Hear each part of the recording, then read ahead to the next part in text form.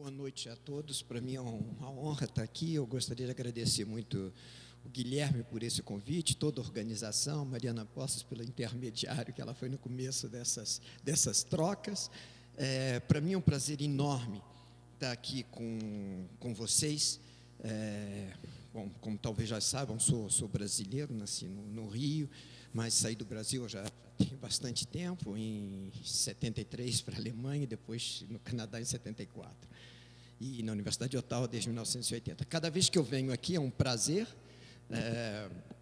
E hoje o tema que eu propus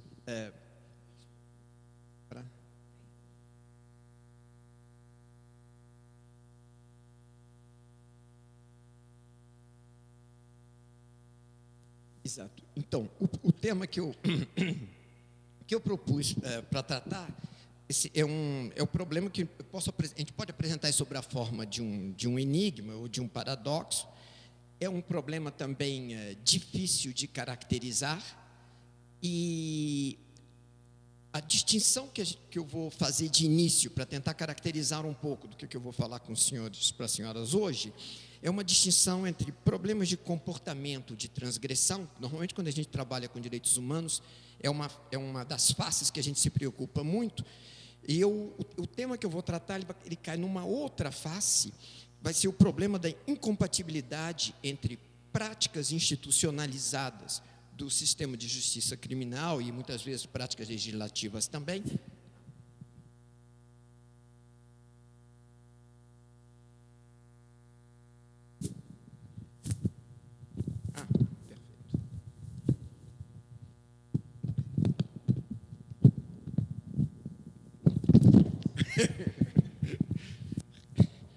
Atenção, é melhor na mão. É que nem catapulta. Alguém vai receber isso na cabeça. Vai ser um atentado aos direitos humanos em plena palestra. Então, o problema que eu vou tratar é que, por uma série de razões que eu espero que vai ficar mais clara durante, a gente tem uma certa dificuldade para observar esse problema.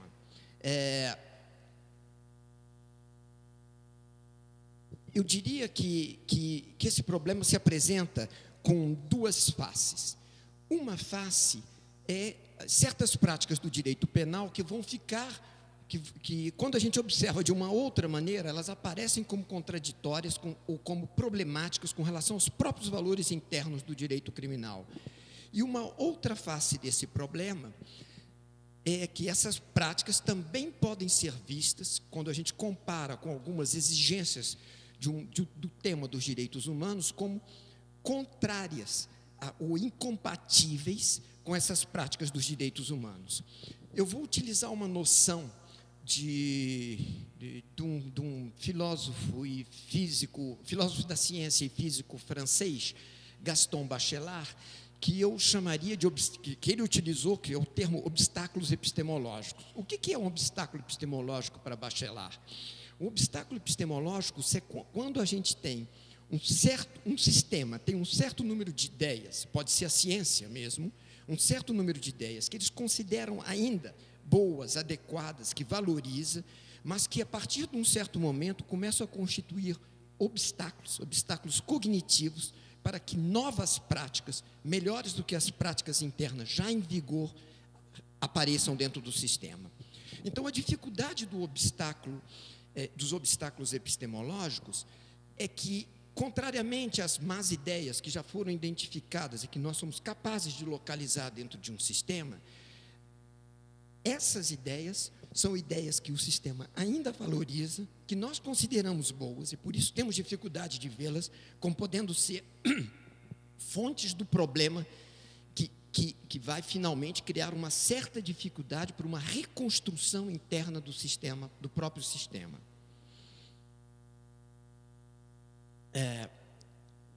O tema, até certo ponto, vocês vão ver um pouco mais para frente, esse tema que eu vou tratar tem uma dimensão sensível.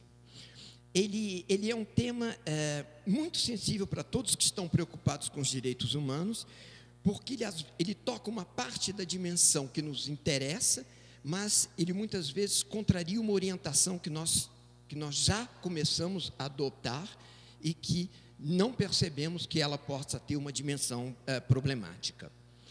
Também é um tema, então, que não é fácil de falar, e é um tema que levanta um problema de obstáculos cognitivos. A gente pode apresentar isso como Weber utilizava uma expressão que é a noção de fatos desconfortáveis.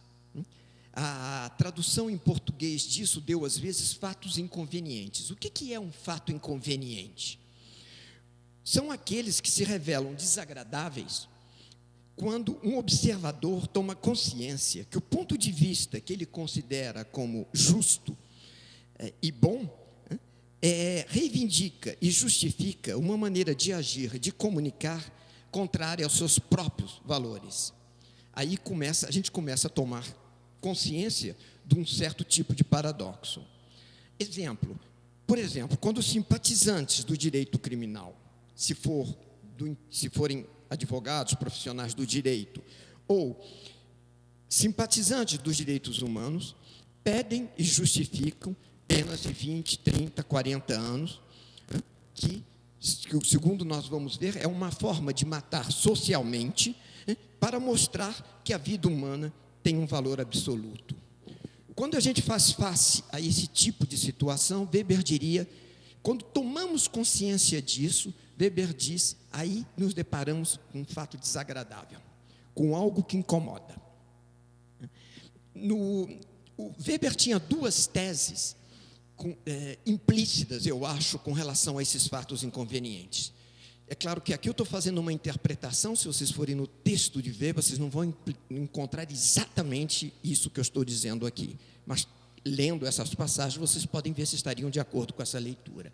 A primeira tese é que está subjacente, é que, embora esses fatos sejam fenomenologicamente bem visíveis, quer dizer, a gente vê claramente, e eu vou mostrar para os senhores e as senhoras alguns exemplos disso, a gente vê claramente essas práticas, eles são, por outras razões, difíceis de ver. Quer dizer, algo se passa no plano cognitivo, que mesmo que o fenômeno esteja diante da nossa cara, a gente já está com uma maneira pré-construída de interpretar, de ler isso, e mesmo às vezes de valorizar isso, que o fato não aparece como sendo um fato desagradável. E a segunda tese é que, implícita nesse trabalho de Weber, é que seria importante de aprender a reconhecer a existência desses fatos, porque reconhecendo a existência desses fatos, a gente consegue obter não só uma melhor posição teórica, mas também uma motivação prática que vai dar uma nova impulsão aos próprios valores, e nesse caso, aos direitos humanos. Então, são essas duas hipóteses que estão dentro dessa noção de fato desagradável. E, sendo um fato desagradável, evidentemente, não é fácil de apresentá-lo tampouco. Bom, o tema, dado esse nome, penas radicais, que eu vou tratar, eu batizei fui eu que criei esse conceito de temas radicais, mas, na verdade, a ideia toda, o mérito do conteúdo desse conceito, vem de um jurista italiano, militante de direitos humanos, Italo Mereu, que trabalhou com um conceito, que é um historiador também, e que trabalhou com uma ideia muito próxima, quer dizer, na verdade, eu conceitualizei isso, porque ele não tinha feito, que é a ideia da pena como a pena que condena, a morte que condena, a morte como pena. Quando ele fala morte como pena, o que vai ficar claro depois é que ele não está falando, e ele vai insistir muito nisso, ele não está falando exclusivamente, nem sobretudo, da pena de morte. Por isso que ele inverteu os termos. A pena de morte é uma das faces só da morte que condena. Então, a contribuição, Italo Mereu, infelizmente, ele já nos deixou. Mas ele tentou chamar a atenção para algo que é particularmente importante, que devemos estar sensibilizados, mesmo se nos incomoda no estado atual, e é por isso que então que eu comecei, ele veio completar. Isso vai dar certo.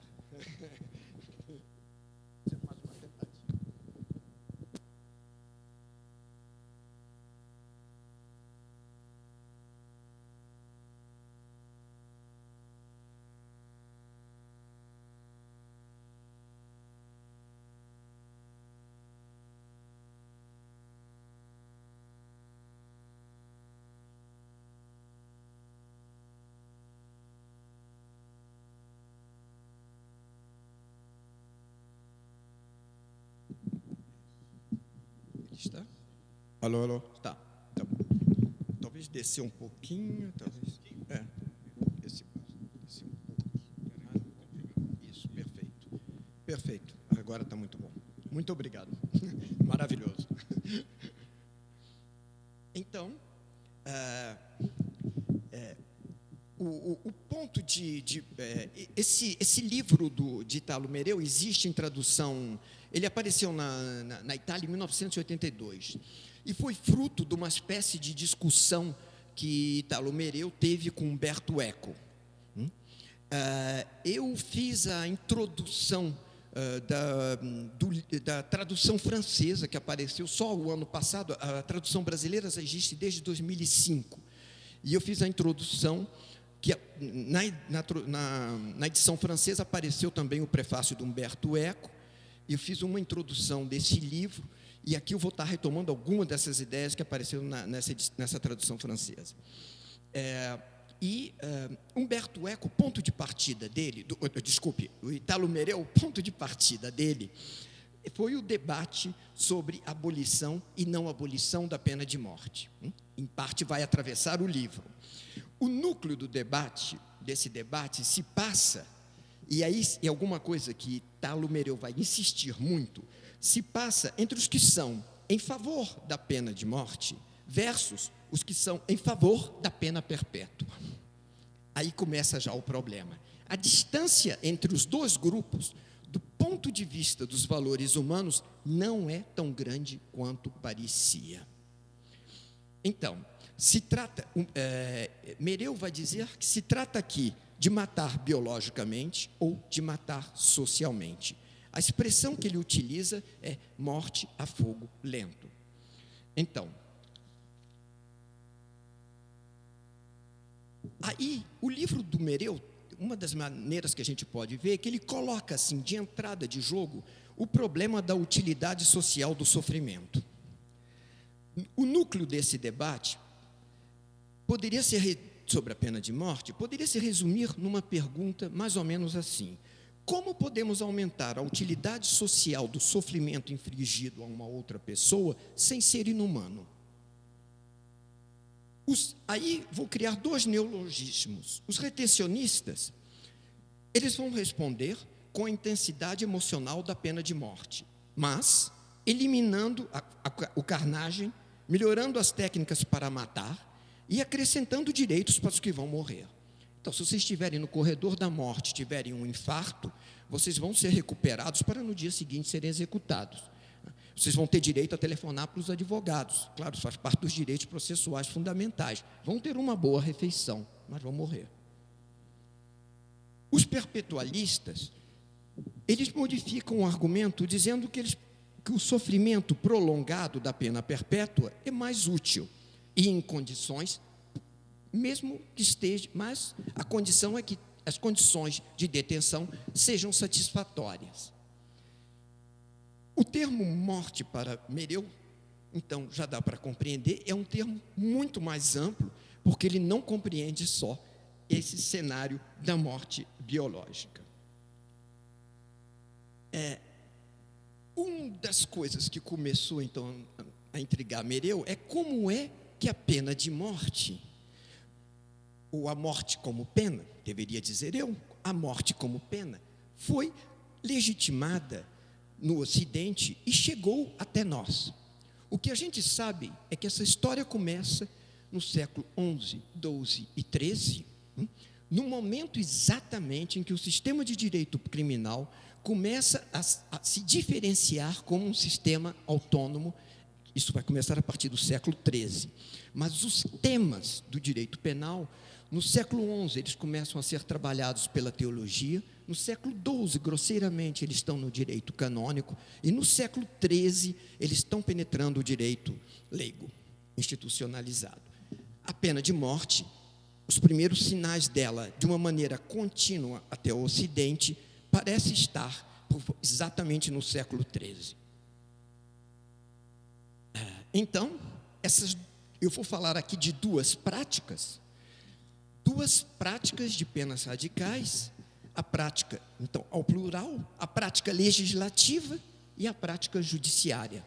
Não podemos ver a lei como uma simples teoria e só ficar preocupado com a aplicação da lei, pois se encontra na lei exatamente a estrutura do quadro dessa prática. E as ideias que estão na prática judiciária são as mesmas ideias que estão na prática legislativa. Então, o problema é muito mais complexo. E o que vamos saber é que as penas radicais, a cultura das penas radicais veio de cima para baixo, não veio do povo. Veio dos detentores do poder e de uma grande parte, Foucault diria, dos detentores do saber sério. Nesse caso, tristemente, os intelectuais da igreja no século XI, XII e XIII.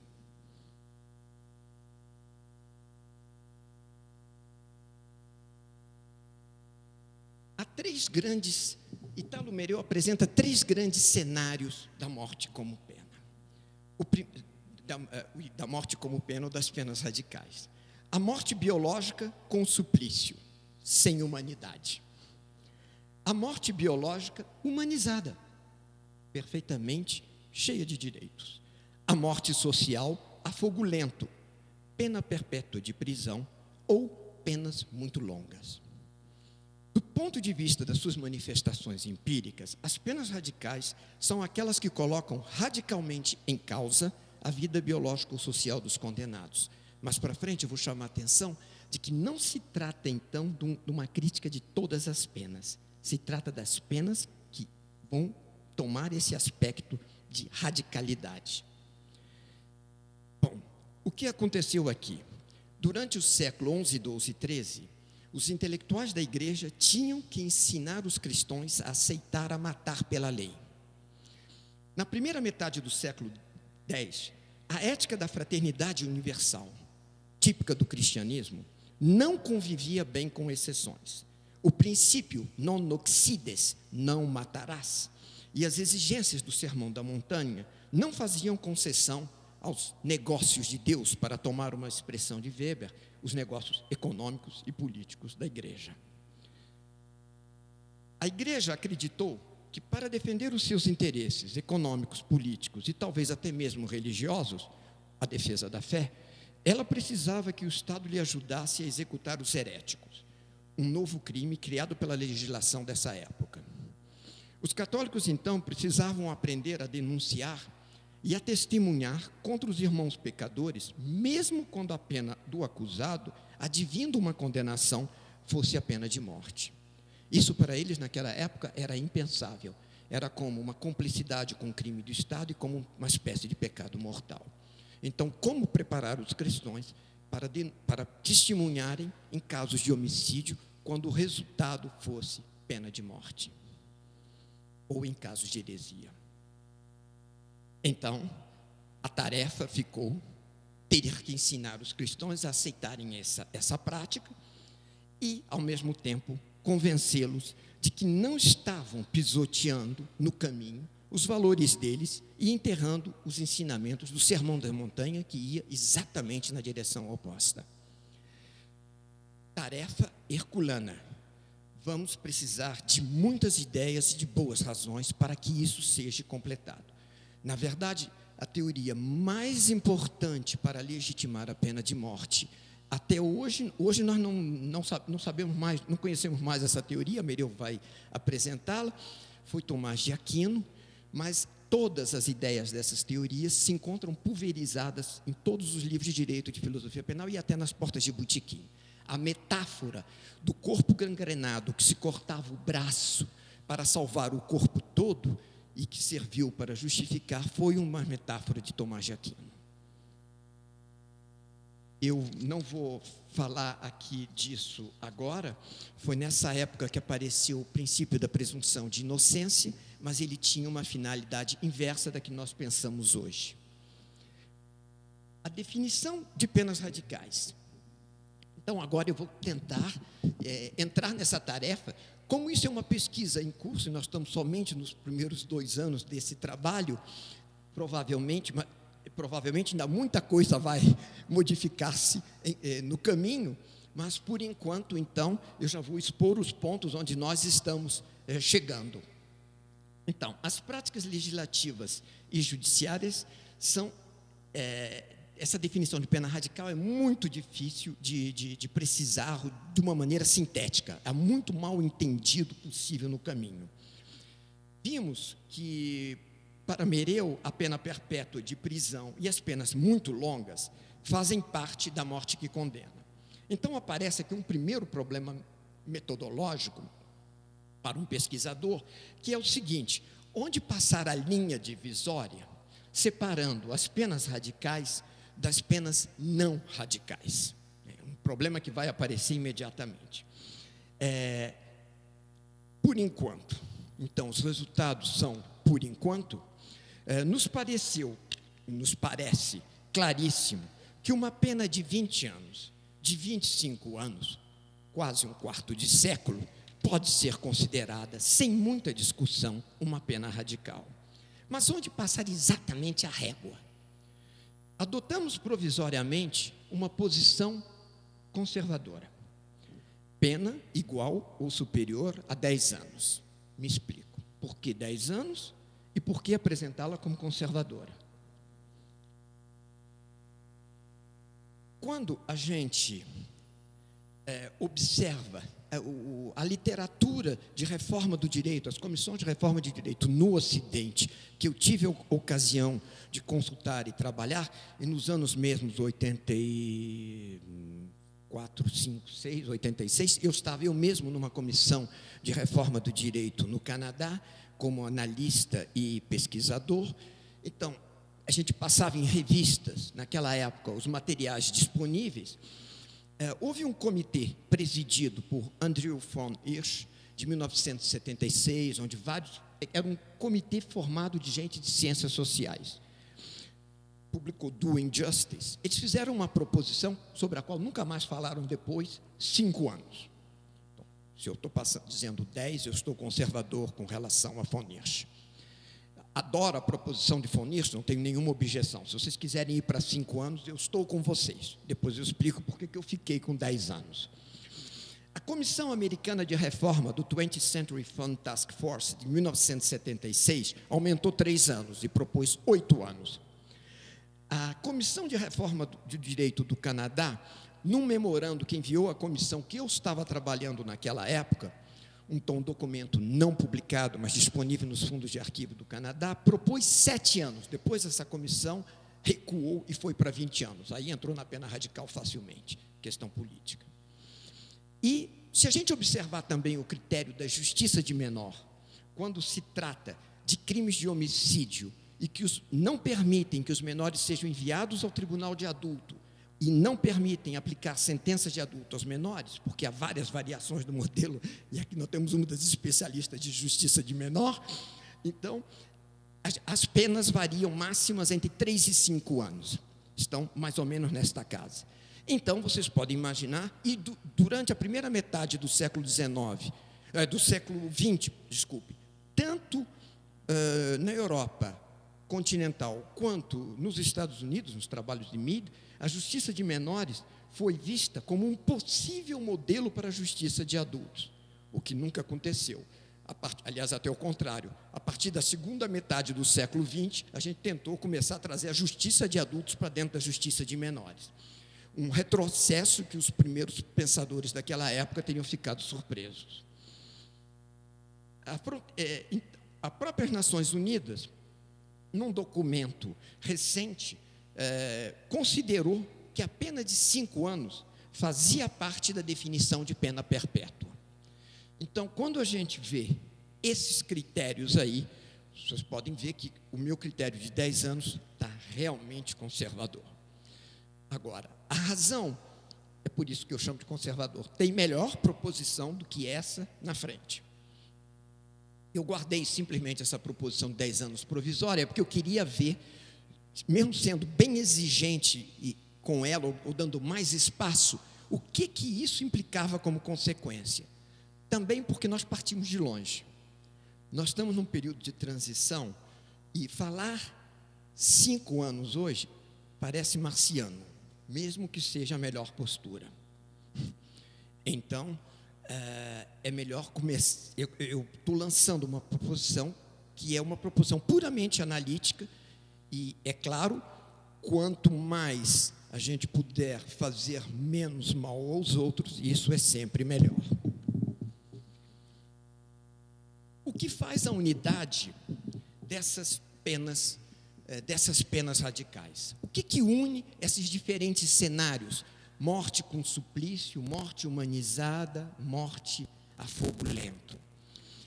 Não é o fato de tirar a vida biológica, porque um tira e o outro não tira. Não é tampouco o fato de ser aplicada de maneira cruel, porque a pena de morte pode ser aplicada de maneira bem humana.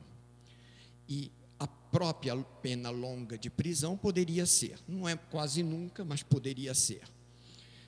Nenhuma dessas características, não é o fato de ser rápida ou de ser longa, porque uma é rápida e o outro cenário é longo. Então, o que será? Eu descobrimos até agora, podemos indicar até agora 3 características dessa pena. A primeira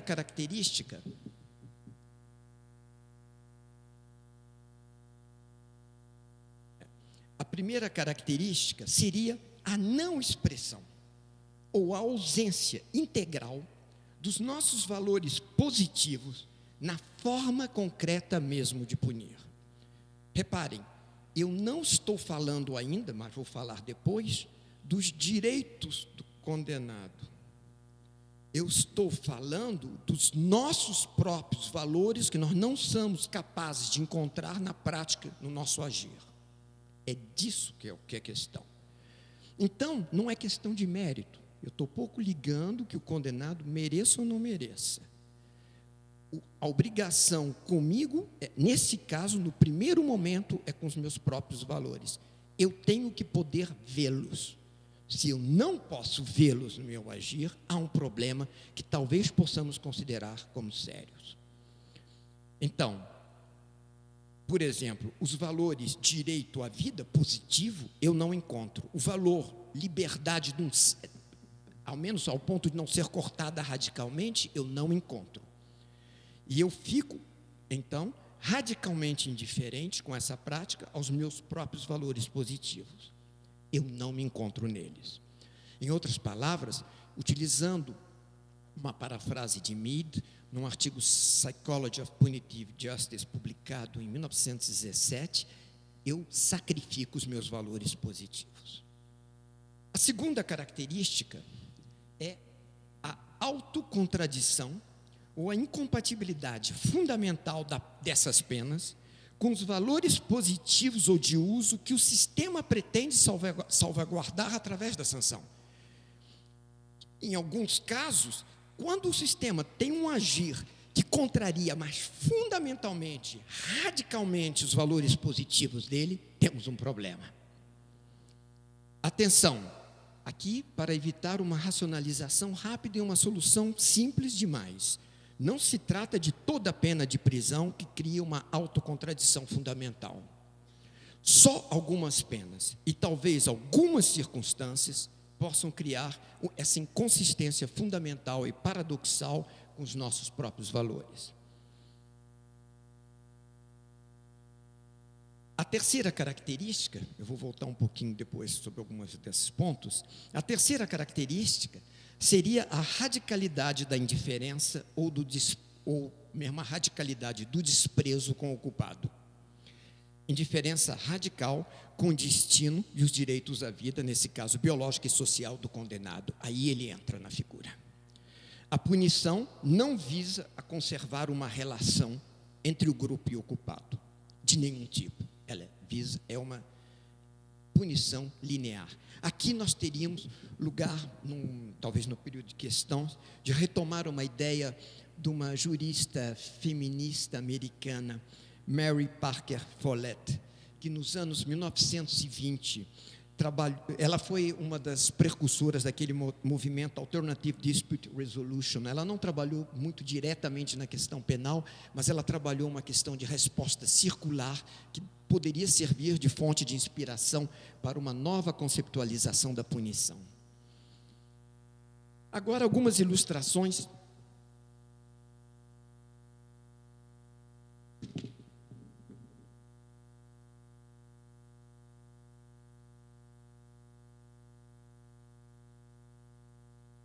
Algumas ilustrações contemporâneas do problema da pena. Eu vou pegar uma dessas ilustrações, depois eu verei com o tempo. Eu vou começar com esse projeto de lei que vocês conhecem aqui no Brasil, talvez alguns, o projeto de lei 310 de 2011 do deputado Sandy Júnior. O objetivo desse projeto, eu vou fazer uma análise um pouquinho diferente das que eu vi apresentadas. O objetivo desse projeto era de passar o limite legal da pena total de prisão de 30 anos para 60 anos. Qual é o espírito do projeto e quais são as suas razões? Bom, o espírito global. A pena efetiva atual já não está mais matando como antigamente. Por quê? Ele vai dizer, quando o Código Penal de 1940 foi aprovado, a expectativa de vida do brasileiro era de, no máximo, 52 anos de idade, passando agora a 73 anos. Então, vejam o raciocínio. Se o condenado, imagine que o condenado tenha 20 anos de idade e que ele vai ficar 30 anos na prisão. Estamos em 1940. Ele sairia com 50 anos e a expectativa de vida é de 52. Se não morreu, sai quase morto. Objetivo ou consequência? Matar socialmente. Podemos concluir que não tem nada de franciscano, nem de direitos humanos nessa proposição. A pena, a primeira razão dada por ele é importante agora. Ele diz, a pena efetivamente executada não é proporcional à pena condenatória dada na sentença do juiz. A gente vai ter que dar razão a ele nesse ponto. O limite legal de 30 anos para cumprimento da pena privativa de liberdade, diz ele, tem se revelado desproporcional à soma de anos a que muitos bandidos são condenados, não raro ultrapassando 100 anos.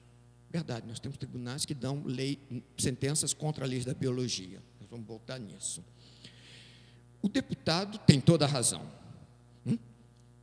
As leis, como as sentenças, imagine uma sentença de 130 anos, se ele cumpre somente 30 anos, como ele vai dizer depois, nós temos 100 anos de impunidade.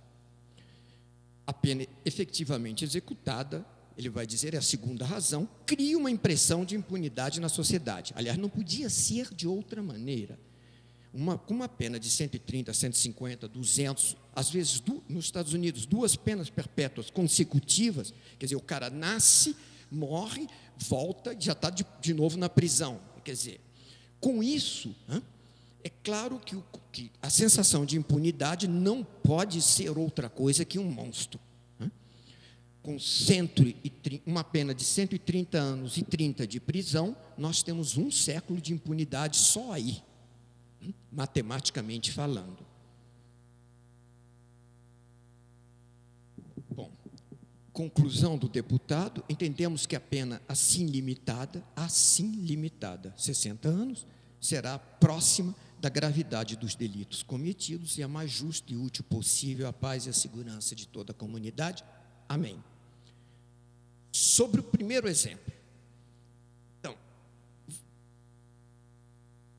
Então, para aí um pouco. Sobre esse primeiro exemplo, observem 2 coisas. Não estou criticando a eficácia e a não eficácia da proposta. O projeto não busca ser eficaz, salvo para garantir a morte do condenado. Ele não busca nada. O que ele quer ser, essencialmente, é proporcional. Vejam o perigo. Eu vou voltar mais tarde sobre essa noção de proporcionalidade, que parece muito crítica, mas que quanto mais o crime é grave, mais ela nos leva ao absurdo. Não estou negando nem afirmando que essa proposição do deputado não seja justa, porque depende do conceito de justiça de cada um. Tudo depende desse conceito, na verdade. O projeto de lei, também não estou dizendo e não vou dizer que esse projeto é irracional, porque se a gente disser isso, nós perdemos o ponto principal. Esse projeto nos dá uma maravilhosa lição de filosofia e de direito penal. E é aí que está o problema. Ele não parece irracional. Se ele tivesse parecido irracional, ele não teria sido nem entrado dentro da Câmara.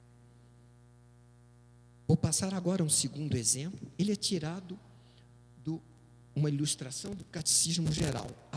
Esse trecho que está aqui está citado no livro do Italo Mereu, mas na edição francesa somente, um trecho dele na edição portuguesa, mas como não foram traduções do mesmo tempo, da mesma edição italiana, então eu não encontrei exatamente esse texto, é uma tradução que eu estou fazendo, mas a ideia está lá e um pedaço dessa citação está lá. Olhem o que o catecismo está dizendo, quase que eu falei francês. O esforço feito pelo Estado, é o artigo, então, 2267 do Catecismo Geral, que parece não ter sido abolido ainda. Até 2008 ele não tinha sido abolido ainda. O esforço feito, aliás, o Vaticano só vai abolir a pena de morte em 1969. Interessante ver, depois do século III até lá, bastante tempo.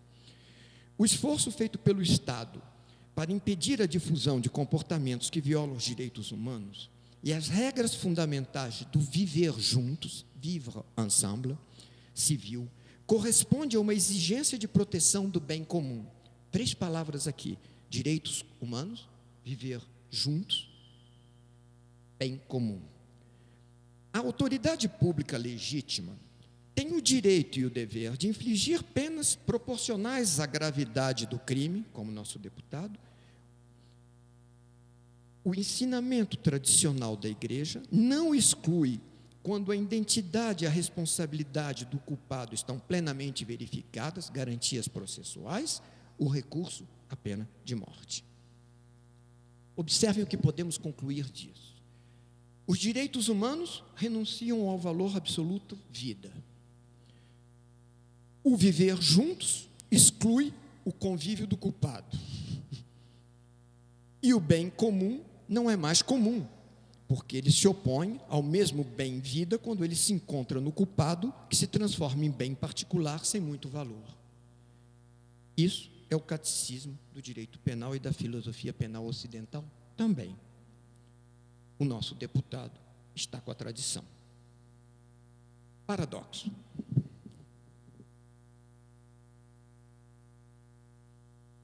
Notem que nesse exemplo temos um paradoxo implícito. Isto é uma particularidade, isso eu estou pegando uma filósofa do direito italiana, Carla Benedetti. Isso é uma particularidade dos paradoxos pragmáticos, por oposição a paradoxos lógico-matemáticos e semânticos. Eu não vou entrar nisso aqui agora, mas se houver depois questões, a gente pode voltar. Não se trata de uma simples autocontradição. Autocontradição é quando eu digo agora uma coisa e no dia seguinte uma outra. Aqui o que acontece é que eu estou dizendo que, no caso da Igreja Católica, da ética da fraternidade universal, que a fraternidade deve ser universal e que para que ela seja universal eu preciso matar o meu próximo. A fraternidade me leva a matar e preciso matar para obter a fraternidade. Tenho que oscilar. Essa oscilação entre um polo e outro é uma das características do paradoxo. Então, por exemplo, para garantir a vida, para mostrar que a vida tem valor, eu pego uma pena que destrói a vida, e eu acho que essa pena é necessária para valorizar a vida, e que então, e a vida me leva, o amor à vida me leva a essa posição. É um pouco esquizofrênico, mas é assim. É muito fácil produzir, muito fácil não é, mas é por causa da tradição cultural nossa, os paradoxos implícitos podem ser ocultados pela maneira de pensar. Então, por exemplo, quando um observador pode negar esse paradoxo que eu venho de apresentar, que acabo de apresentar para vocês, para os senhores e para as senhoras, ou consciente ou inconscientemente, ou pode torná-lo invisível. Por exemplo, basta dizer que a pena se situa em outro nível que a interdição do comportamento. Tem que dizer, não, são dois níveis diferentes. É proibido matar, mas se matou, aí tem a pena. Então, não tem paradoxo. O paradoxo desaparece. A gente pode dizer também que a autoridade está excluída da interdição geral. Então, a gente pode dizer, ninguém pode matar, salvo a autoridade, sob algumas condições. E, nesse caso, o paradoxo também desaparece. Quem oculta o paradoxo, claro, não vê nenhuma autocontradição.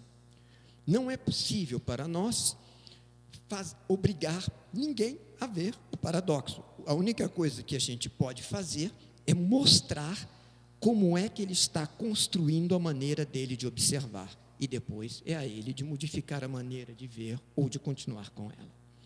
Eu agora vou te dar uma citação de um jurista inglês muito famoso do século XIX, James Stephen, que participou no movimento de codificação inglesa para dar um exemplo de um discurso sobre a pena de morte onde não encontramos o paradoxo. E realmente não há. Então, notem bem isso. Bom, pode botar a citação. Reparem o que ele disse, então, nesse artigo. Essa passagem já foi citada nas decisões da Corte Suprema Americana, então não é neutra. Quando um homem é enforcado, as nossas relações com ele se terminam. A sua execução é uma maneira de comunicar. O Senhor não foi feito para esse mundo, vai então tentar a sua sorte em outro lugar. Quando a gente diz isso, não há paradoxo. Porque ele não está dizendo ali naquela passagem que ele está sustentando valor nenhum. Importante que aquilo é para sustentar o valor vida. É claro que em outras partes do livro ele vai dizer, em outras partes do seu trabalho ele vai dizer. Mas nessa passagem, aí não há paradoxo.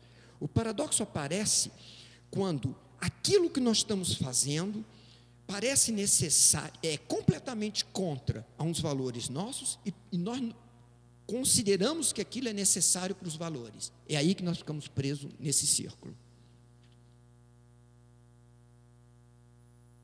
Alguns esclarecimentos rápidos sobre o conceito de pena radical. Eu vou dar um aqui, depois eu acho que eu vou passar um pouco mais rápido para poder a gente avançar, porque senão vai ficar um pouco longo.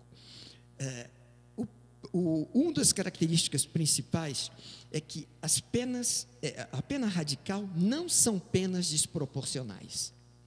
Muito pelo contrário, as penas radicais são fundamentadas muitas vezes pelo princípio de proporcionalidade. E face a certos crimes, elas parecem até extremamente moderadas.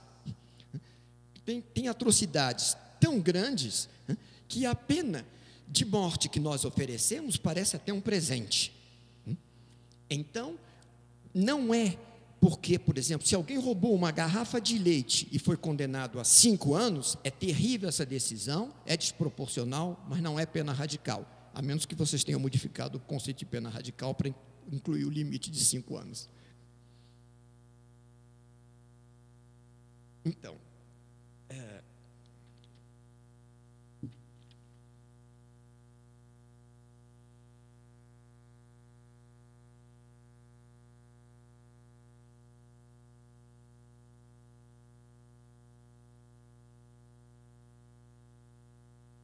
José Roberto, passa os outros, porque eu vou.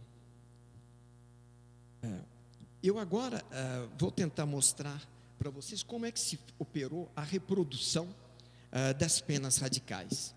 Porque a reprodução de práticas desse tipo, elas não são feitas com base nos interesses políticos e econômicos dos atores. Por que não? Imaginem, os interesses da Igreja Católica e políticos da Igreja Católica no século XI, XII e XIII fizeram com que a Igreja Católica, que alguns intelectuais da Igreja Católica viessem a legitimar a pena de morte. Mas esses interesses da Igreja Católica não são nem mais hoje os interesses da Igreja Católica, e muito menos de todos os outros continentes. Os interesses, então, eles jogam um papel importante na criação de uma prática, eventualmente, mas o que faz que a prática dure são as ideias que vão convencer pessoas que não têm exatamente outros interesses, estão em outro lugar, podem mesmo nem ser católicos. Então, o que faz as coisas durarem, os erros repetitivos se repetirem, são as ideias que fundamentam essas práticas, e não os interesses econômicos propriamente ditos. Apesar desses interesses poderem ter regionalmente, em certos pontos, uma certa capacidade explicativa, mas ele não tem e sobretudo para a emergência de novas práticas, mas não tem para a manutenção dessas práticas sobre um período de longa duração. Então, aqui, a reprodução dessas práticas, eu vou indicar para os senhores e para as senhoras os 4 pontos que eu consegui localizar até agora com mais certeza. É claro que alguma coisa pode modificar depois. O primeiro é um conceito substancialista de punição que vai aparecer nos meados do século XI, numa carta anônima da igreja, que se chama De Vera e Falsa Penitência. Isso foi uma descoberta do historiador americano Berman, num livro sobre Law and Revolution, que ganhou um prêmio por volta dos anos 1982, 1983. Quando eu descobri essa peça do quebra-cabeça, eu trabalhei em volta durante esse período aí. Na verdade, eu trabalho com a literatura mais a partir do século XVII para cima, mas o trabalho entre o século XI e XVII, o que eu faço é que eu trabalho com os historiadores medievais e filósofos que estão trabalhando nessa época. Quando eu localizo alguma coisa para mim, eu vou lá, então, dou uma mergulhada e faço em volta. Mas eu não faço uma patrulha larga completamente, então, é claro, aparecem buracos, porque eu dependo dos outros pesquisadores para isso. O segundo ponto é a teoria retributivista de Santo Anselmo, que vai aparecer em Cur Deus Homo, em 10.098. Ali aparece pela primeira vez o princípio da proporcionalidade entre o crime e a pena, justificado seriamente de maneira filosófica. Essa teoria vai ser a matriz da teoria de Kant e de Hegel depois. E ela vai atravessar todo esse período, inclusive vai influenciar alguns autores, como Alfonso de Castro, no meados do século XVI, por volta de 1550. A terceira peça importante para a reprodução dessas penas radicais é justamente a teoria do homicídio pela lei de São Tomás de Aquino. Aqui a ideia genial, essa teoria é realmente extremamente robusta. A ideia genial é que Tomás de Aquino, contrariamente a vários juristas do século XVIII e XIX, que apresentavam a pena de morte como legítima defesa, etc., evidentemente até espantoso, porque seria desconhecer completamente o conceito de legítima defesa. O conceito de legítima defesa era muito bem conhecido de Tomás de Aquino, ele não caiu nesse erro. Ele apresentou uma teoria que era capaz de justificar a pena de morte, uma vez que o indivíduo já estava preso e já tinha sido condenado, então não era nem buscar por prova, e não utilizou a ideia de legítima defesa. Ele fez uma distinção. Eu não posso entrar aqui em detalhes na exposição, vocês vão encontrar peças dessa coisa no Italo Mereu. Eu fiz uma reconstrução mais amarradinha, porque o Italo Mereu deu todos os elementos, mas ele deu um pouco disperso, então, às vezes, o leitor ficaria perdido ali, não conseguiria encontrar o filé mignon que ele descobriu. Essa teoria do homicídio de Tomás de Aquino, é que Tomás de Aquino está preocupado em nos convencer mais ou menos do seguinte: como é que eu posso dizer que os sermões das montanhas e o princípio cristão, non occides, não matarás, é válido e continua válido, e ao mesmo tempo é válido matar, e não é uma contradição? Então ele tem que nos convencer que essas duas coisas não são em contradição. Ele fez aí uma distinção entre o homem em si e o homem em relação com os outros. eu não posso mostrar agora a artificialidade da construção, mas ela é genial. O que significa que o homem em si, se ele for um pecador, não sei como é que um homem em si pode ser pecador, porque não tem relação com os outros, mas esse homem em si, a gente deve amar, mesmo se ele for pecador, e não pode matar. Mas um homem em relação com os outros, aí é diferente. De vez em quando a gente pode matar, sob certas condições. O processo tem que ser justo. Porque até hoje é assim. A Corte Suprema Americana não consegue abolir a pena de morte, com base diretamente na pena de morte. A única coisa que paralisa eles é o princípio da igualdade. Então tem que ter diferença entre negro e branco para paralisar, mas a morte como tal não. Não para. A segunda, o último ponto, eu vou apresentar rapidamente com isso, é um mecanismo, isso aí fui eu que batizei desse jeito, é um neologismo, é o que eu chamo da temporação do sofrimento. Eu vou explicar isso daqui a pouquinho. É um mecanismo cultural, ele começa a aparecer os primeiros sinais dele, tal que eu fui capaz de identificar por volta do 1550. Mas a fórmula mágica, forte, decisiva, vai aparecer no texto de Beccaria, mas só é visível em alguma das traduções. Ela não é visível nas outras. Eu vou mostrar para os senhores a tradução que eu dei, mais o original italiano da obra oficial da Itália. Então, a definição de punição, eu vou me focalizar no primeiro ponto, a definição de punição para apresentar, e no último ponto, a temporação da pena. A definição dominante de punição, ela aparece num texto religioso e ela toma a forma seguinte. Observem. Para falar, isso vai ser, eu não posso entrar em detalhes agora, mas isso vai mudar completamente o conceito de penitência que vinha na tradição cristã até o século X e XI. Vai dar uma virada inesperada. Então, ele diz, esse texto anônimo, para falar de maneira precisa a punição, poena tenere, é um sofrimento lésio que castiga e vinga o que um indivíduo fez. Essa citação, nessa época, ninguém podia imaginar que ia ser a citação dominante em quase todos os livros de dogmática penal que vocês vão ler ou que já leram. E que é quase o único. Existiu outras durante a história, mas se abrirem os livros de dogmática penal, de filosofia penal, e se vocês encontrarem gente que escapou dessa punição, por favor, me mandem por e-mail, porque eu estou caçando essas exceções. Tem algumas que eu já encontrei. Ninguém podia imaginar nessa época que esse conceito ia fazer um grande sucesso. É a ideia de que eu tenho que ter a intenção direta de infligir um sofrimento no outro. Todas as teorias da pena, retributivista, dissuasão, reabilitação carceral da primeira geração e, evidentemente, a teoria de reabilitação por castigo físico até o século XIX, até o início da prisão, vão adotar essa definição. Bentham, por exemplo, punir é infligir um mal a um indivíduo com intenção direta com relação a esse mal. Relação direta com relação a esse mal. Kant, o direito de punir é o direito de infligir uma punição dolorosa, Congresso Nacional sobre a Penitenciária e a Disciplina Reformadora, 1871, ainda antes da escola positiva. A punição é um sofrimento infligido no criminoso em razão do mal que ele fez, com a finalidade especial de garantir a sua reforma. Isso vem depois.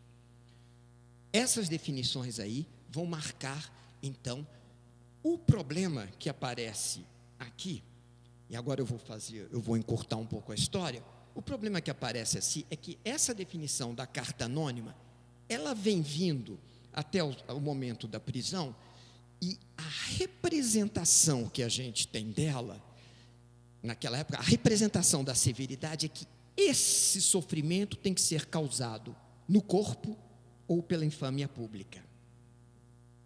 Quando chega, porque uma coisa surpreendente é como é que uma definição dessas do século XI chegou até nós no século XXI, aparentemente sem transformação. E nós continuamos a aceitar ela, mesmo se nós rejeitamos a prática do castigo corporal. Continuamos a guardar essa definição de punição. Então, o mistério ficou como explicar que guardamos essa punição, tendo abandonado a ideia do castigo corporal. Agora eu vou dar um salto mortal. Pode avançar, José Roberto? Perfeito. Nós vamos fazer uma passagem do castigo físico para o castigo no tempo. Então, avança mais rápido, porque eu já falei. Isso. Foucault, por volta do século XVIII, então aparece esse fenômeno que Foucault vai dizer: nós vamos desfazer a confrontação física entre o soberano e o condenado. Mas como é que isso foi feito? Avança. Bom, eu vou falar agora de vocês desse mecanismo da temporação do sofrimento. Isso é, o sofrimento legítimo vai ser colocado na dimensão temporal. Então, eu, inspirado de um trabalho de Norberto Elias, que trabalhou o conceito de temporação, esse conceito de temporação, ele é um neologismo em alemão, ele é um neologismo em francês, ele é um neologismo em português, porque o próprio livro sobre o tempo de Norberto Elias, traduzido no Brasil, criou o neologismo. Se vocês lerem a edição inglesa, vocês vão perder, porque a edição inglesa, eles utilizaram uma palavra inglesa que tem um sentido aproximativo, timing, mas essa utilização mata um pouco o sentido do neologismo que foi criado nas outras línguas, latinas e alemã. Então, esse mecanismo da temporação do sofrimento vai aparecer já no texto de Beccaria, um pouco antes da invenção das prisões. Então, avança.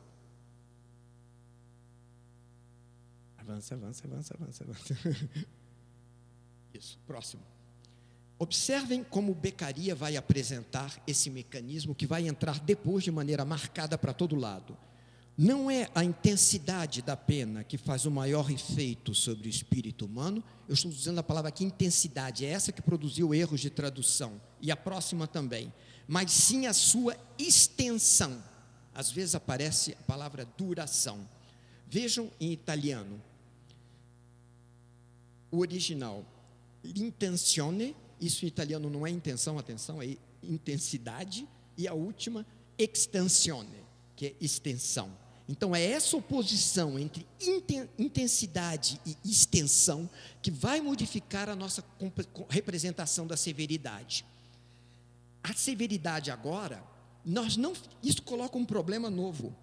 É que nós apresentamos a passagem do século XVIII para o século XIX e XX como moderação das penas.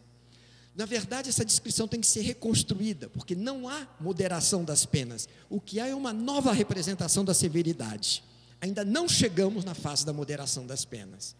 O que está acontecendo aqui é que nós passamos de uma pena, de uma severidade expressa no corpo, a uma severidade igualmente radical, mas expressa no tempo. Agora é a extensão que vai contar. Pode avançar um pouquinho que eu vou cortar. Bom, vejam isso. O grau de sofrimento do culpado, ou seja, a severidade da pena, será lido na escala da pena no tempo. E o valor das normas será lido no tempo da pena. Então, agora, quando o tempo da pena é que vai indicar o valor da norma de comportamento e também o sofrimento. Então, se alguém recebe uma pena de 4 anos, talvez não tenha sofrido muito, se o valor desse bem jurídico protegido é a vida. Aí nós precisamos aumentar o valor dessa pena para poder mostrar que essa norma aqui é realmente importante, não basta dizer. Então a gente vai ficar preso num jogo de aumentar as penas aqui e ali, segundo nós começamos a achar aqui e ali que tal coisa começa a valer mais do que tal outra. Como se uma atividade completamente mercantil, mas com a vida dos outros. O novo mecanismo esse registro da observação, ele vai distinguir, então, entre intensidade e extensão e vai privilegiar a face da extensão. Passamos, então, da severidade corporal ou bárbara a uma severidade temporal ou civilizada. Somos agora menos sanguinários, mas não está claro que somos mais respeituosos dos nossos próprios valores. Então, houve realmente uma civilização do barbarismo, mas não houve necessariamente uma moderação na severidade e na maneira de punir. Se a gente observar, agora eu vou mostrar um quadro que está em estudo. Eu estou trabalhando com um jurista colombiano, militante dos direitos humanos, Camilo Umaña, que está fazendo doutorado comigo, e nós estamos apresentando ao mesmo tempo. Ele vai estar apresentando um papel, eu não, ele vai estar apresentando um papel em ONAT. E o que nós fizemos nesse quadro? Nós pegamos, o Código Penal colombiano tem uma particularidade. Ele introduziu dentro do Código, dentro do Código Penal colombiano, foi introduzido o direito internacional humanitário. Então, por exemplo, os mesmos crimes do direito criminal ordinário se apresentam também como crimes do direito penal humanitário. O direito criminal humanitário tem alguns crimes que não estão dentro do direito penal humanitário, mas a maior parte é igual. Então, por exemplo, homicídio. Homicídio a gente pode encontrar nos dois, e vários outros. Eu vou lhes mostrar só um quadro, comparando as penas do direito penal humanitário, as penas mínimas do direito penal humanitário, já fizemos para as máximas também, mas basta a mínima. As penas mínimas do direito penal humanitário com as penas mínimas do direito penal ordinário. É só para ver o paradoxo de que o que parece como direito penal humanitário, todas as penas, só um caso, depois eu explico por quê, todas as penas mínimas são superiores às penas do direito penal ordinário. E não pouco no caso do homicídio. A gente vai passar, no caso do homicídio, de 17 anos a 40 anos. Projeto próximo. O que está em vermelho é o direito penal humanitário, as penas. O que está em azul é o direito penal ordinário. Se já o direito penal ordinário estava absurdo, imaginem o fato inconveniente para nós de abrir uma seção escrito direito penal humanitário e encontrar a forma mais internacional humanitário e encontrar a forma de expressão de penas mais inumanas do que ainda no direito penal ordinário. É esse tipo de paradoxo. Até agora, a problemática das penas radicais, ela nasceu e evoluiu independente dos direitos humanos. Mas não independente da ética cristã, foi em combate, foi tentando se harmonizar com ela. É por isso que ela chegou no século XVIII educada e preparada para os direitos humanos. Quer dizer, se ela já tinha passado o teste do Sermão das Montanhas, os direitos humanos não conseguiram atingi-la tão pouco. E ela continua. Mas agora, depois da segunda metade do século XX, o que começou é que nós, dentro de direitos humanos, nós começamos a utilizar as teorias da pena para valorizar os direitos humanos. E aí começou a confusão. Aí a coisa se complicou, e aí se cruzaram. E aí o que aparece é que os direitos humanos aparecem também como uma fundamentação adicional das penas radicais, além das que o direito penal ordinário já tinha. É esse tipo de situação que vai criar para nós uma espécie de ponto cego. Eu agora vou terminar com o último transparente. Vamos nos deslocar a pena inumana. O ponto cego é que proporcional e desproporcional não ataca nenhuma pena radical, quando o crime é grave. Nós vamos começar a observar as práticas inumanas só na aplicação da lei, e não no tempo. A dimensão temporal não é observada como uma forma de sofrimento contra os direitos humanos, nem contra os valores próprios do direito penal. Ponto cego, a duração mesmo. Nós estamos transgredindo os direitos humanos? Não estamos transgredindo os direitos humanos, nem mesmo os valores do direito penal, mas estamos experimentando há séculos uma enorme incompatibilidade com os nossos próprios valores positivos. Muito obrigado.